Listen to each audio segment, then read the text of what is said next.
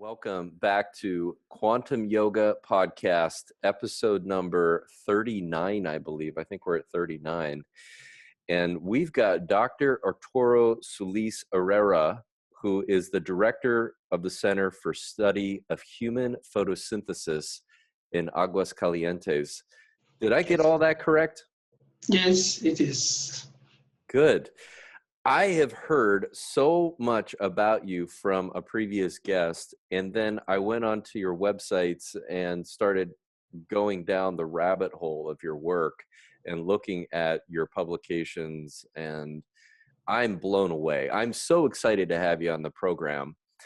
Can we start with an introduction? Could you give the listeners some background on your movement through your education to where you are now at the Center for the Study of Human Photosynthesis? Well, I am a medicine doctor. I am ophthalmologist, neuro-ophthalmologist. I have a master's science and PhD in pharmacology. And when I was studying the treatment cause of blindness in 1919, and after 12 years and 6,000 patients, I found the process in retina, because I was looking for new treatments for glaucoma, diabetes, and age-related macular disease, because this blindness has not cured so far. So we are trying to find something so I can help my patients. But I found the origin of life. Yes, because melanin explains the origin of life. Yes, because for instance, chlorophyll dissociate water molecule, but cannot explain the origin of life, because melanin, chlorophyll needs to be inside a cell to make the process. When we take off the chlorophyll of the leaf, in few seconds, chlorophyll stop to work in few seconds. So cannot explain the origin of life, because in general, all the scientists say the origin of life is the dissociation of the water molecule. It's a process that can explain the evolution, the creation, the transformation of the light into chemical energy. And melanin can dissociate the water inside the cell and outside the cell. Okay, so we need to talk about what, firstly, you mean by disassociating the molecules of water. Can you explain that? Yeah, because it's a very expensive process from the energetic point of view. To dissociate the water molecule, we need to heat 2000 Celsius degrees. So, and the chlorophyll and melanin make the process at room temperature. It's marvelous, but because melanin is very difficult to study in the laboratory. It's very, very difficult. That's why nobody before me found the processes, because circumstantially, I studied melanin in a natural location that is in retina. I found that the blood vessels responds to melanin presence. this is more melanin, less blood vessels, and vice versa. Less melanin, more blood vessels. That's what my second observation. My first observation was that in the 6,000 patients, all has melanin near the optic nerve. But melanin was considered a simple sunscreen. So in a relatively dark and relatively deep part of is almost 3 centimeters, a sunscreen has no sense. Maybe it has sense in the skin, but in the optic nerve it's not coherent. So that was my first doubt. What for? The insistence of nature in 6,000 patients, every single one, melanin, melanin, melanin. And my second observation was that more melanin, less blood vessels, and vice versa. That's a brief story, but was months, years of work. And my third observation was that how is possible that melanin can modulate blood vessels? And when that's was explained because more melanin, more oxygen levels, and vice versa. Less melanin, more oxygen levels, and more melanin, less oxygen levels. So how is it possible? And was after few experiments, I understood that melanin has the intrinsic property to transform light into chemical energy, dissociating the water molecule as chlorophyll in plants. Okay, so I'm still not clear on what do you mean disassociates water? What is that process? Can you explain what happens to water? From liquid water to gas, but the component oxygen and hydrogen. Oxygen and hydrogen are gas. So melanin transforms leaking water into its gaseous components, gas, oxygen, and hydrogen. This is not water in vapor, no. It's these components. Got it. Okay. I've just got so many questions here, so I'm gonna try to move slowly. I have heard many times correlations, or at least comparisons between chlorophyll and hemoglobin, but never before chlorophyll and melanin.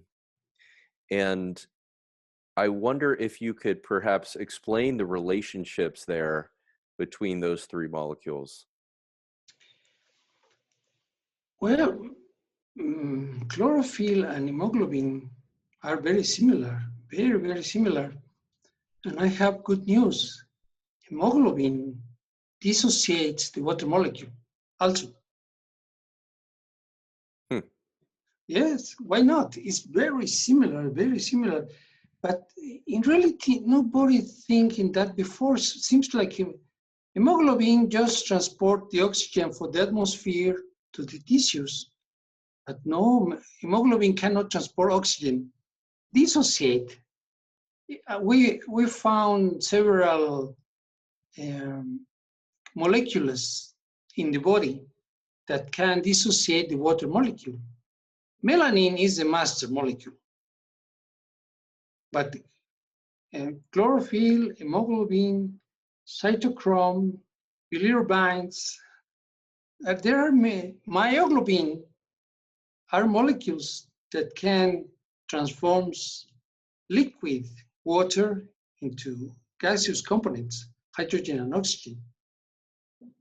And when the water is transforming in gas, the energy release is captured, is taken by the hydrogen. This is the real value because hydrogen is the energy carrier for excellence in the universe. Nobody cannot be different. No way. So this is really interesting in watching the water industry and in the health arena, that the movement now for new water technologies and tablets is hydrogen water. And so what I'm wondering is this basically a substitute for what these molecules are already doing? In other words, if hydrogen is the master carrying molecule and I'm assuming you're talking about electrons, that if you were to add hydrogen to your water or inhale hydrogen, that you would essentially be supplementing this process that's already naturally occurring. Not really, because the body must make the dissociation, but it's a good supplement, hydrogen, but it's not molecular hydrogen. Usually it's a monoatomic hydrogen. It's a good option, but the best is that the body makes the process, as has been done million times. But my question is it attempting to do the same thing? Is it the same, or is this a completely different? It's very different. It's very different, but it's the body can use hydrogen when it found it, but it's not the optimus way, the perfect way. No, it's little help only. Okay, so getting back to melanin as this master molecule, and you're saying that it's primarily in the retina and also in the optic nerve. Is this where it's of greatest concentration? Well, in the eye, melanin is in all the body, in the hair, in the skin, in the brain, in the inner ear, in meninges, in the liver. Melanin is in everywhere, but in the eye, it's 40% a higher concentration than the skin.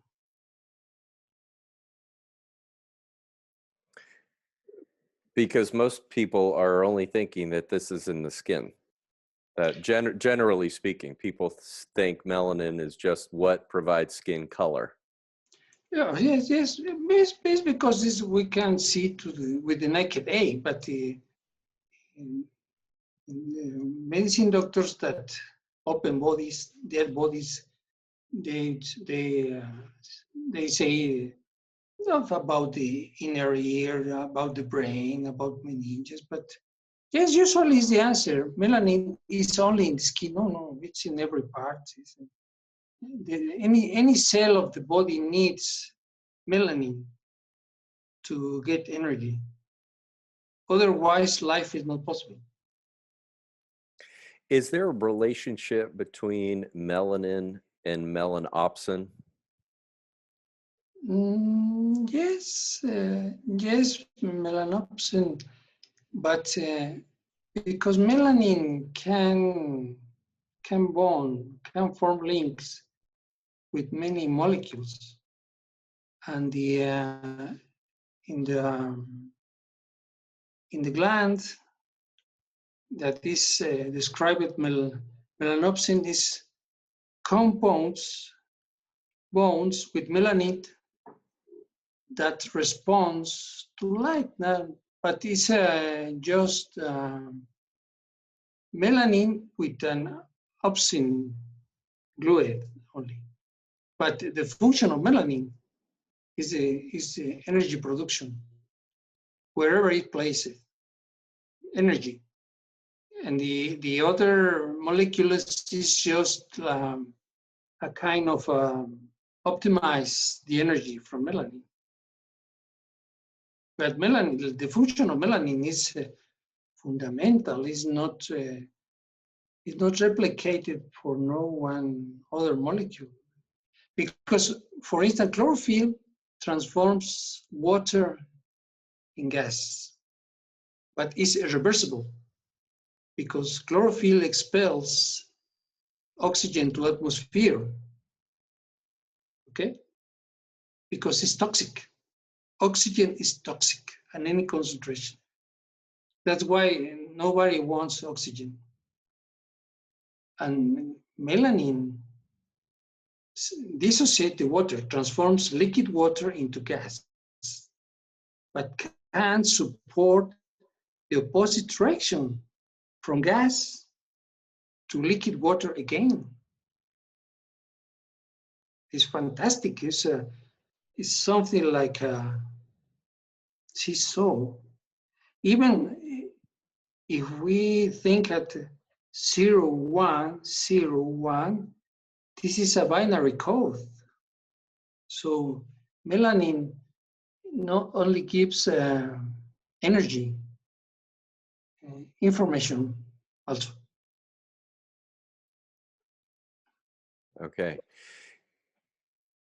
Tell us how this relates, if it does at all, to sun in our bodies and getting sunlight and specific frequencies of sunlight, sunlight versus artificial man-made light. Can you explain this relationship? Oh, because melanin absorbs the light, absorbs all the light. That's why it's dark. Because, but when any molecule absorbs energy, must have to pay it. The energy cannot be stored, no, must be paid in one way, by heat, by, usually it's the body, the molecules that absorbs energy pay through heat or dissipates the energy, the absorbed energy through heat. But melanin dissipates the energy, dissociating the water molecule. That's your question? Well, I guess my question is more about the frequencies of light that it absorbs. Okay, melanin absorbs the electromagnetic spectrum, the full electromagnetic spectrum, from gamma rays to radio waves. It's amazing. It's amazing, but so not only visible. this narrow band of visible light. No. Melanin is dark under any wavelength. It's fantastic. And so why then do we shift color? Because as I understand it, our skin will get even darker with UVA versus some other visible, versus UVB or purple color or blue color or any other. Well, it's melanin has a little more affinity for UV light, but it's a little bit more. is not a great thing.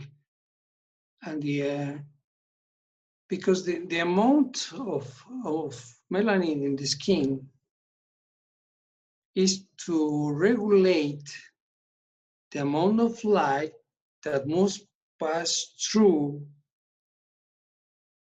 muscles, even to reach the bone, because even the bone needs light. That's why in cold countries, with less sunlight, melanin is less. So the right amount of light can reach all the tissues.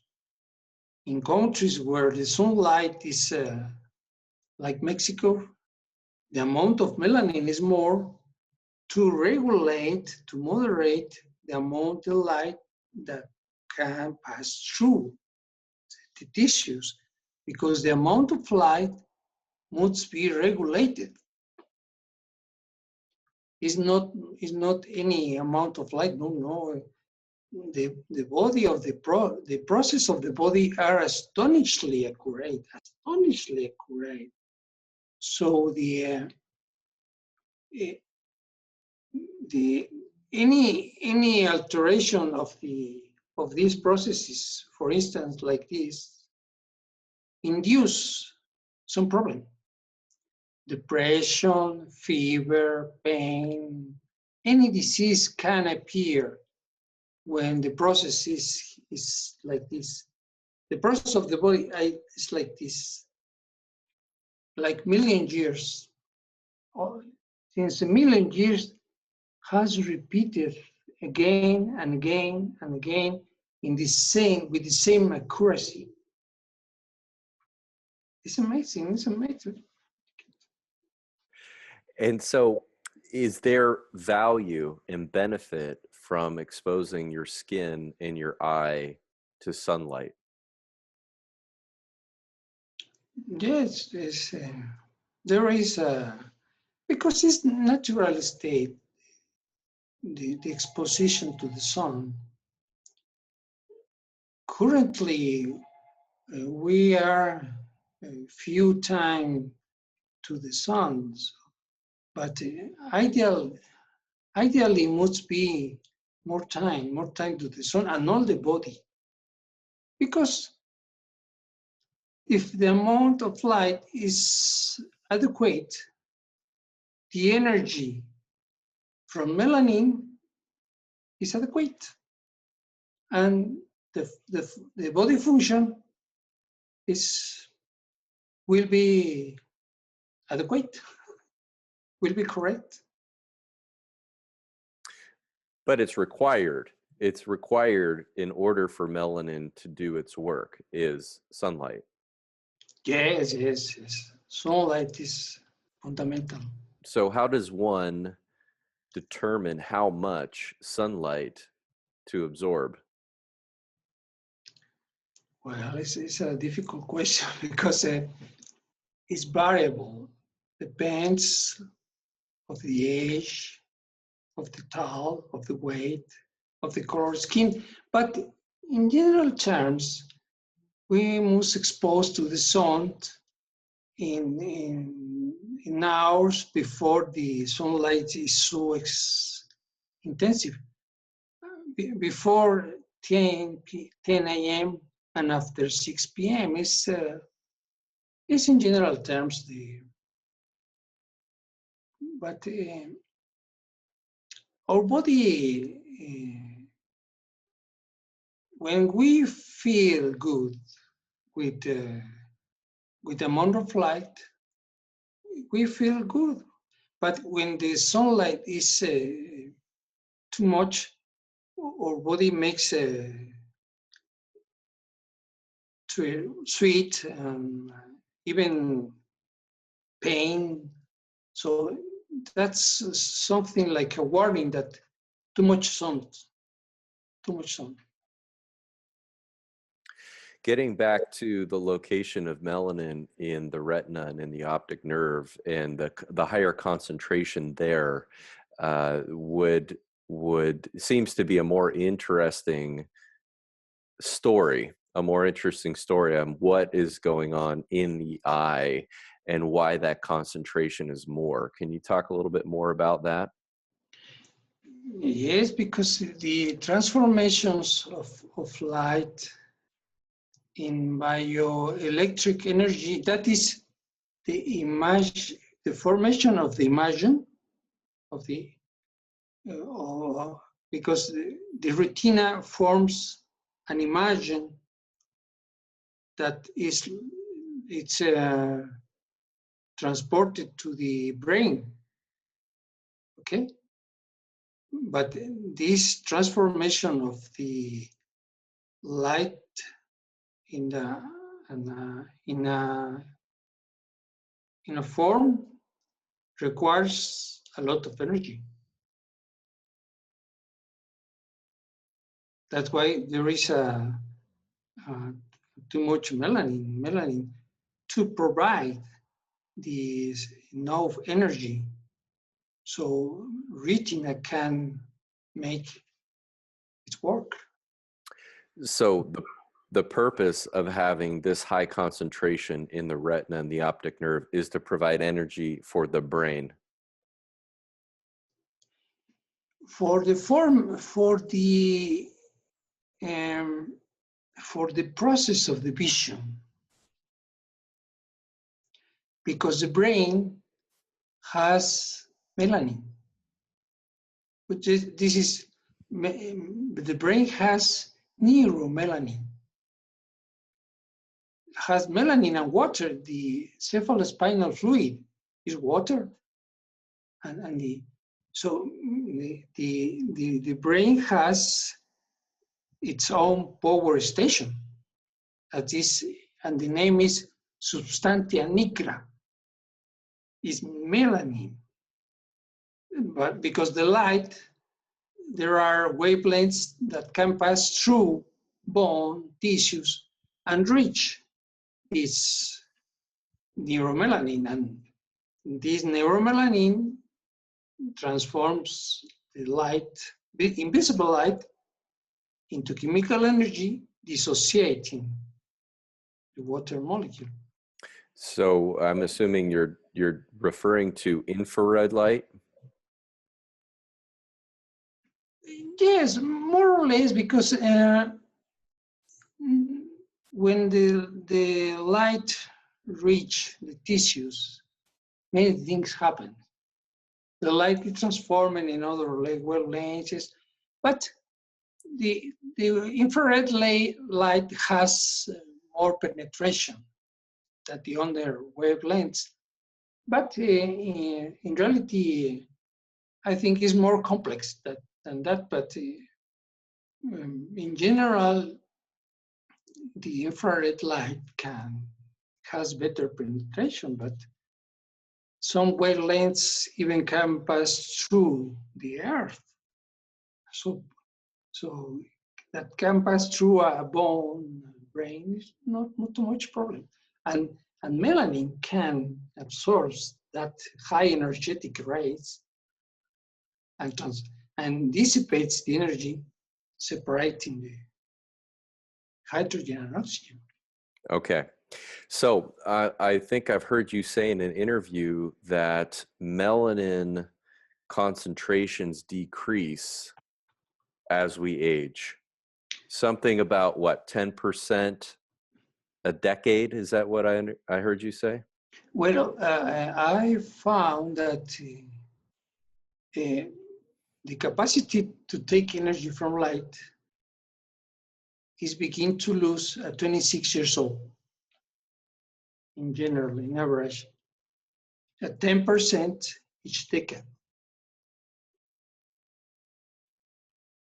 And I think this explains the aging, because after 26 years old, the muscles begin to lose. The bone mass begin to lose. The skin. That's because more energy, more mass. less energy, less mass. And how can you explain the mechanism behind why we're losing melanin, or how we're losing our melanin as we age? I don't know. No, I don't know exactly, but it's a behavior very constant. I don't know exactly because the toxic of the environment, for instance, pesticides, herbicides, fertilizers, contaminated water, polluted water, damage the generation and distribution of energy from melanin. So, in what percent this account for this problem? It's difficult to separate. I don't know exactly, because the processes are astonishingly accurate, but it's something of waste, something that expenditure, something that can make that melanin is not so efficient with the time. I think it's several components to induce the process. That's why I say I don't know exactly. I don't know exactly the aging process. I'm sure that the loss of melanin is the explanation, but what can we do to improve this function so aging that's and with the famous QYP, it's a very good option, but perhaps something else can exist. But until now, the famous drops of the sublingual drops that of a formula that we can make it's a good option in this moment. Okay, so tell us more about that. Okay. This is not a commercial, but I will show you. Okay. Okay. So those are melanin drops? Melanin precursors. Okay. Because melanin is a molecule that is with a huge size, it's enormous. So if we ingest melanin, it's not absorbed. So we instead use small pieces. Mm-hmm. And what are the precursors? Can you discuss that? It's a formula that is under patent proceedings. I see. Okay. Gotcha. Wow. Well, that sounds really interesting. Is that something that we can buy now? Yes. I begin to use, and the first test was in my own body. Mm-hmm. In 98. I have a PhD in pharmacology. So I can, when I saw the process in the retina, I understood that the process of photosynthesis in the body can modulate, because I saw that when the process is in balance,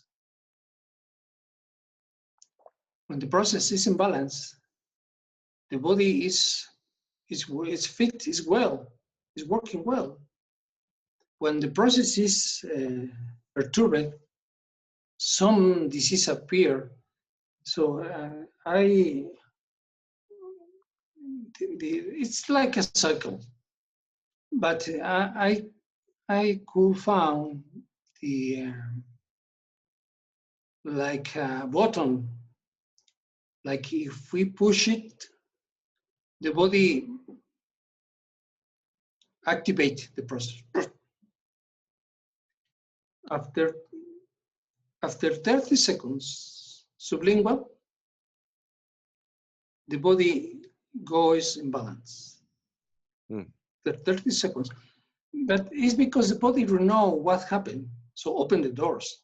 It's not because this formula is magic. No, it's a formula. It's just it's a compound that can push the right button to, when the body is in balance, is very efficient to repair itself, as million years has done, million times.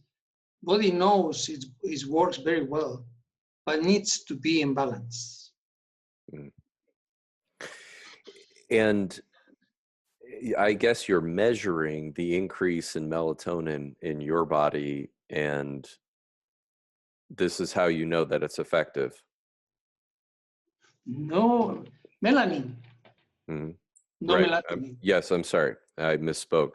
So you're measuring the increases in melanin? It's not easy. It's not easy because the response of the body to the balance is not only synthesis of melanin. No. This is a whole process, generation and distribution of energy. In some place, in some part, there is the problem.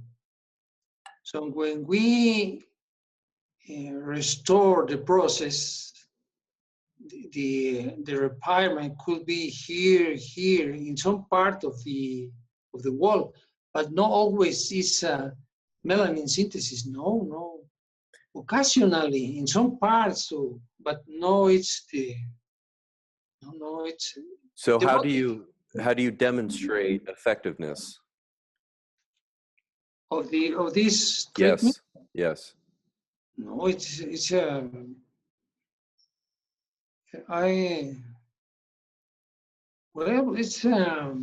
okay.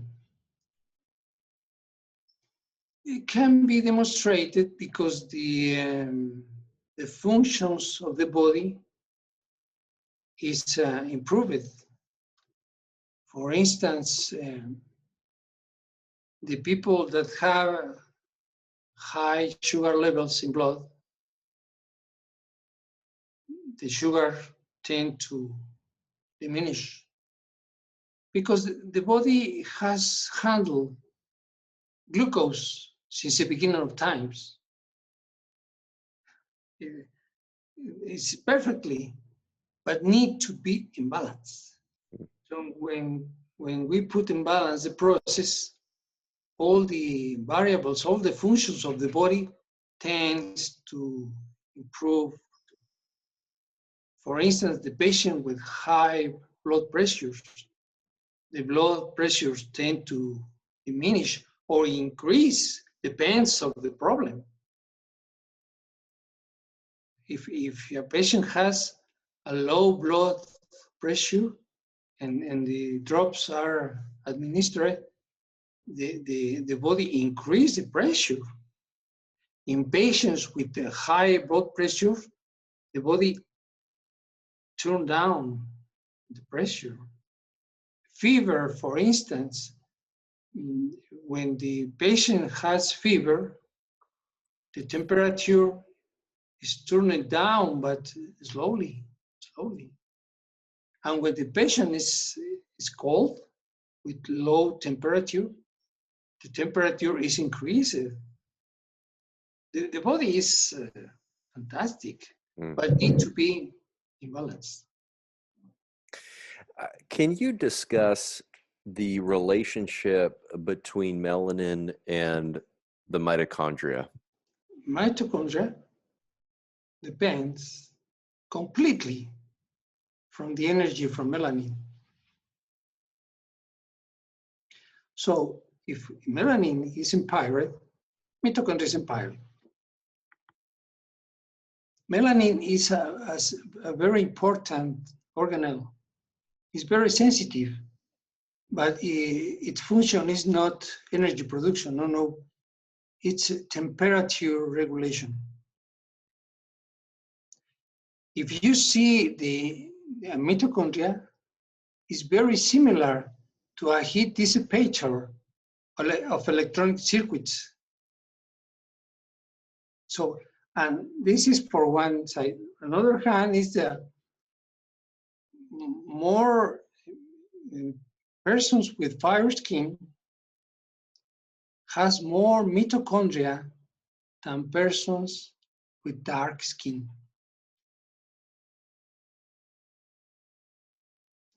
But the difference is huge, 83% more. So mitochondria is a regulator of temperature and can produce heat to modulate the adequate temperature for the better function of the body. So in cold countries, fair skin, more mitochondria, heat production. And so what about then the production of ATP? Is this then not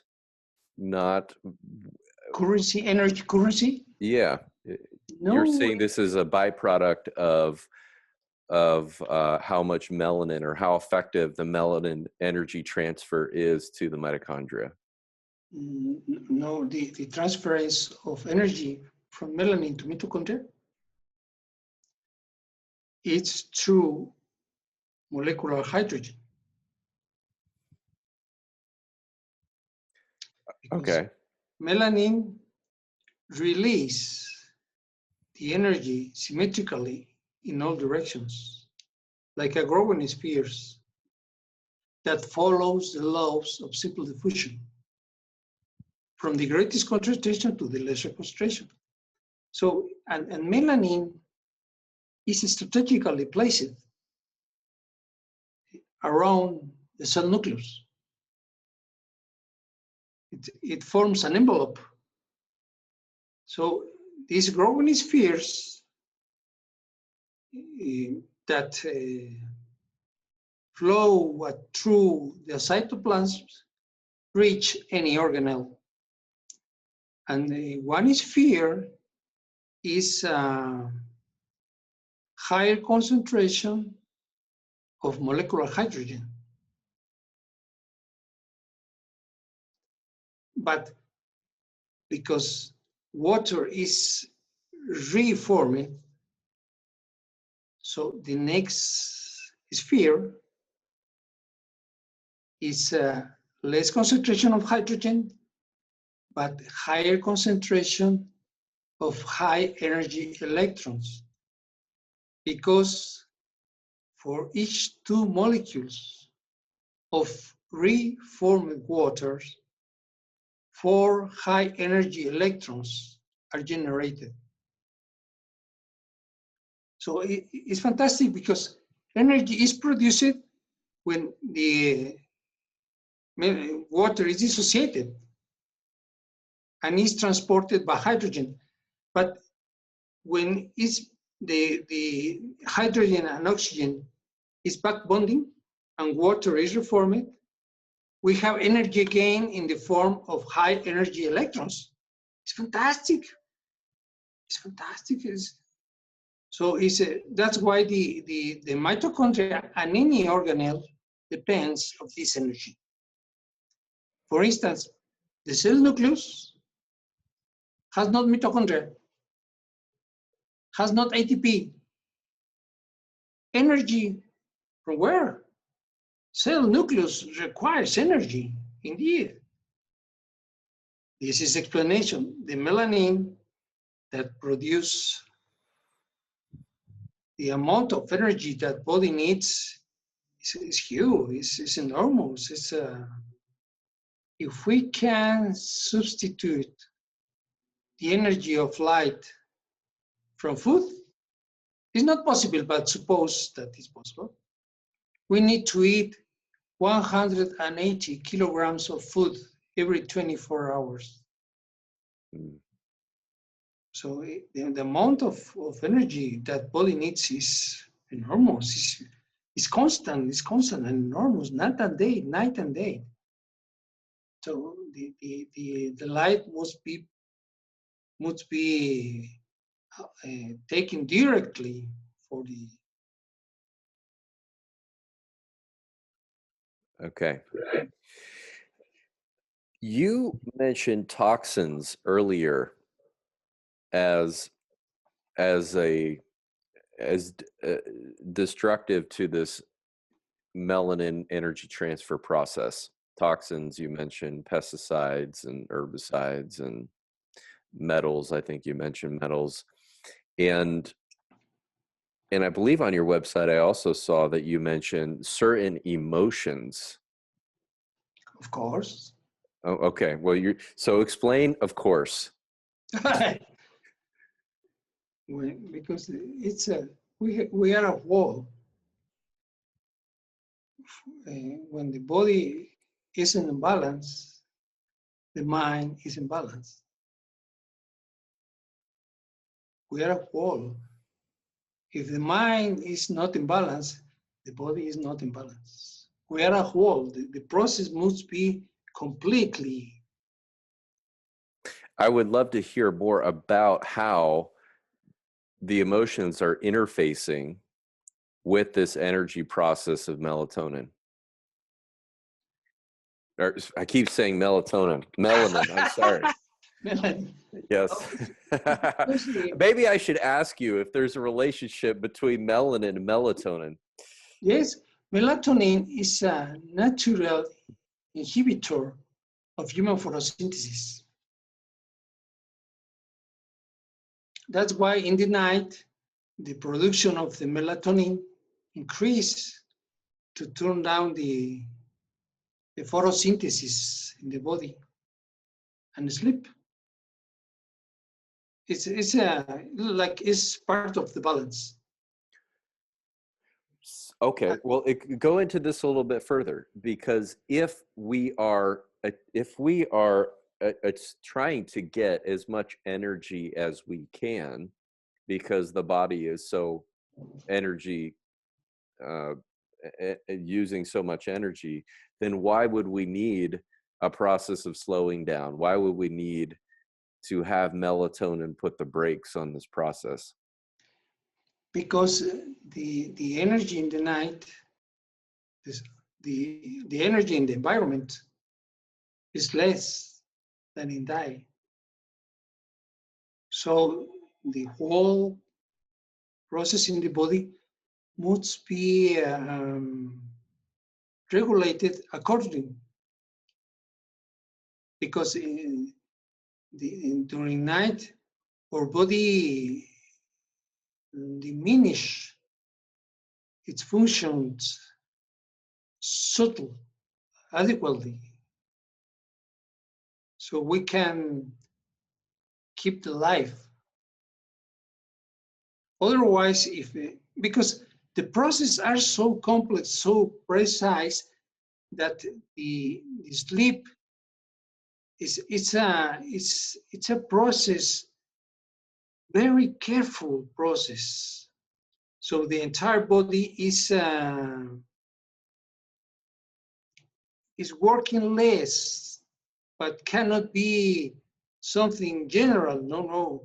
It's a very careful process. That's why melatonin is, the amount of melatonin is strictly regulated. Because if the turn down of the process of the body were abrupt, the people die. It's a very careful process. So certain functions can be diminished more than the other functions. Is it possible that if a person has more melanin, that they need to sleep less? Not exactly, because it's Since the beginning of times, the body needs to sleep to compensate the difference in energy, and the process has been developed. Any living thing needs to sleep, even the plants. In experiments where the plants are maintained with light night and day, the flavor is bad. The plant has a bad taste. So in our body, it's happens something similar. It's necessary certain process, certain chemical reactions that happens during night. So the body it's in well-being, but the necessity to sleep is fundamental, and the amount of melanin is not equal to less need to sleep. No. Okay. Melanin provides energy in a very accurate way, in a very astonishing accurate way. And the body uses this energy in a very is a master in the using this energy, as has been done million times. The energy from melanin is used, but drop by drop by the body in the most perfect way. So, for instance,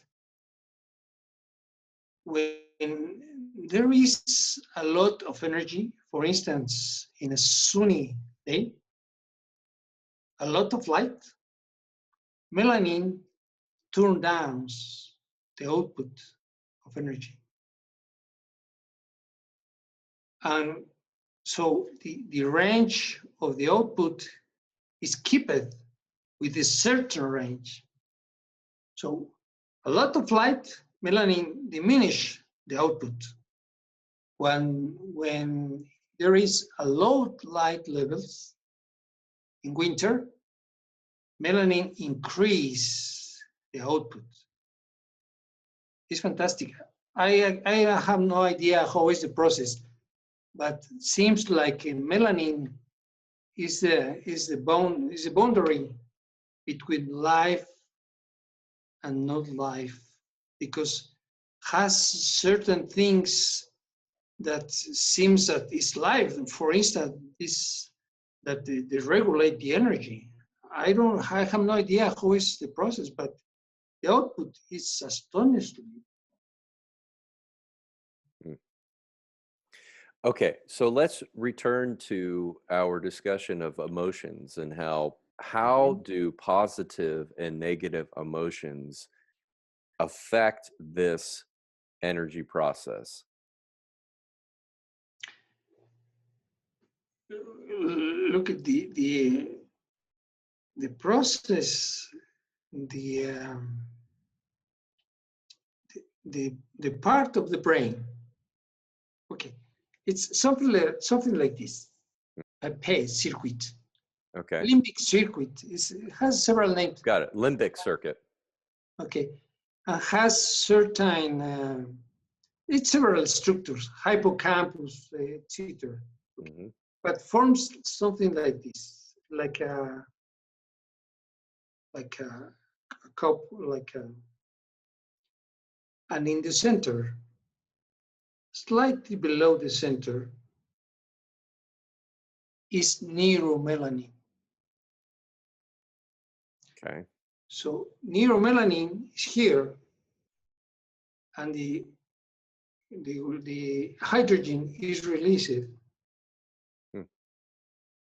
And hydrogen tends to turn to up, because it's the lightest element. So it turns to up. So this is the circuit, and this is the melanin. So it's supplied with energy. When this melanin is working adequately, the circuit is working adequately. The mood is right, is correct, but when this neuromelanin is impaired with pesticides, herbicides, drugs, alcohol, just one drop of alcohol, just one cup of alcohol, turn down photosynthesis 2 weeks. It's terrible, the alcohol. And so, and drugs, obviously, and the trauma, medicines, many things can perturb neuromelanin. And what is that location that neuromelanin is coming from? It's midbrain, and the name is substantia nigra. Okay, you mentioned that before. Got it. Amazing. And the other part is locus ceruleus. This is the two main parts. Substantia nigra is very well known, and locus ceruleus it's very important too, but it's like the nucleus of the energy. Is there a relationship between DHA and melanin? Well, yes, but like any other component of the body, it's part of the highly complex systems. I ask because the retina also has a high concentration of DHA in it. And there seems to be a relationship between the amount of DHA that one has in their retina and their ability to transfer photons into an electric current. Okay, but depends completely of the energy from melanin. If you have a lot of DHA, but has not melanin, DHA is not function at all. Because any chemical reaction requires energy, any chemical reaction. And any chemical reaction of the body it's supported by the energy from melanin. That's the importance of melanin. If melanin it's in a good shape, the rest of the process is in good shape. What would be our lifestyle practices to naturally optimize for melanin? Exercise, goodwill, the people, meditation, good music, good friends, exercise, good lectures. It's good food. For instance, I think we must eat the food that air gives. Pistachios, vegetables, fruits, honey. That kind of food our body knows well, million years. So processed very well. The meals that the air does not give, as meat, milk, cheese,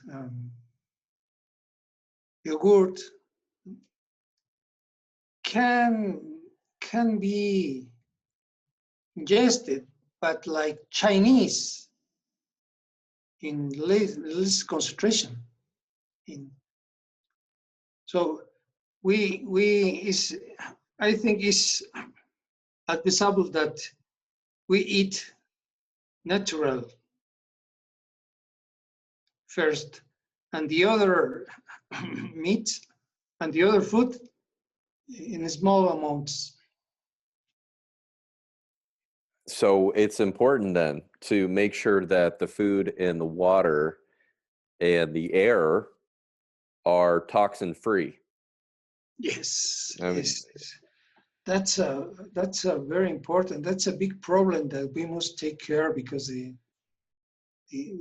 finally any kind of contamination comes to water,